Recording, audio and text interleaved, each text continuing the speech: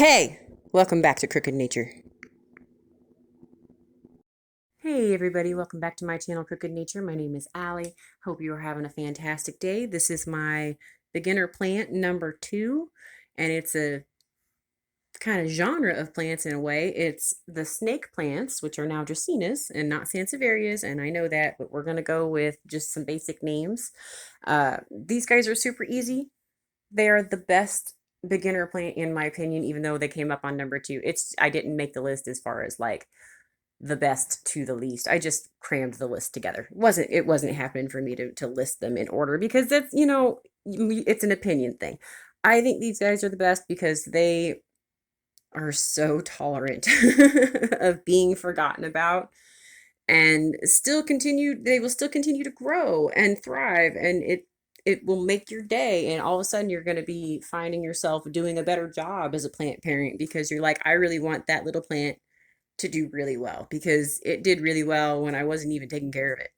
And that's kind of the thing. Plus, with snake plants in general, you there's so much variety and so much you can do with them. They're baby bunkle.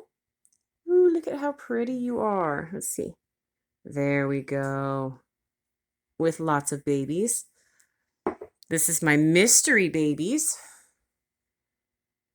that actually came from my adult bunkle, my big bunkle back here, and have yet to produce leaves that look quite right. And I'm not sure if that's because my temperature down in my basement is a little too cool or what exactly happened, but it gave me some interesting babies.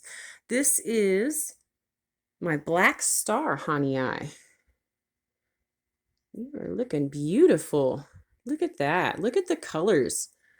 And it's awesome. And it's healthy. And again, minimal watering, doesn't require a ton of light. If you give it plenty of light, it's really going to grow. But if you give it a ton of light, you also need to water it a lot more. So it becomes a bit more of a high maintenance plant.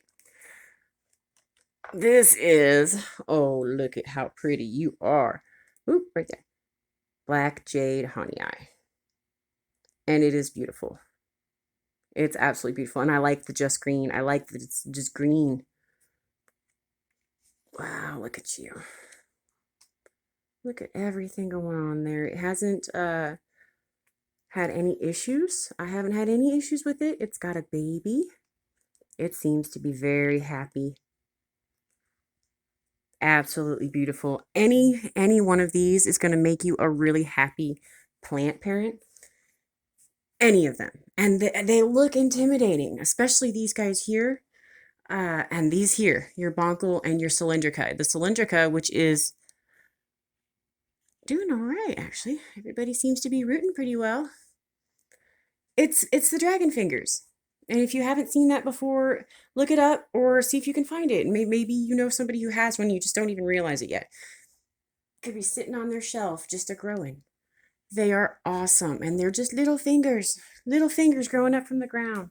And this one, which is the starfish sansevieria, or sometimes I've heard it called the hand.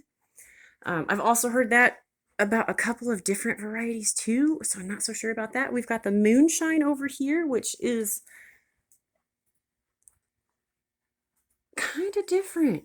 It's got a lighter color. My camera's not doing it much justice. It's beautiful though. I should have grabbed one of the whale fins that I have recently. Another thing about the sansevierias that makes them such excellent plants for beginners is how easily they propagate. These guys have just been sitting in water for about a month. And there's roots. Not all of them have roots yet. Let's see if we can do better here. There we go. Not all of them have roots yet. In fact, some of them I might need to go in and cut and put them back in water after they callus. Try to let them callus if you can. You can totally just stick them in the water, but they're more likely to rot. If you do that, you have a better chance of getting root growth from those bottom cuts if you let them callus over first, okay? So will they root? Yeah. Will they all root? Maybe not. And the good thing about the snake plant is though, you really do. You just cut that layer of rot and that mushy layer off and start again. They're fantastic.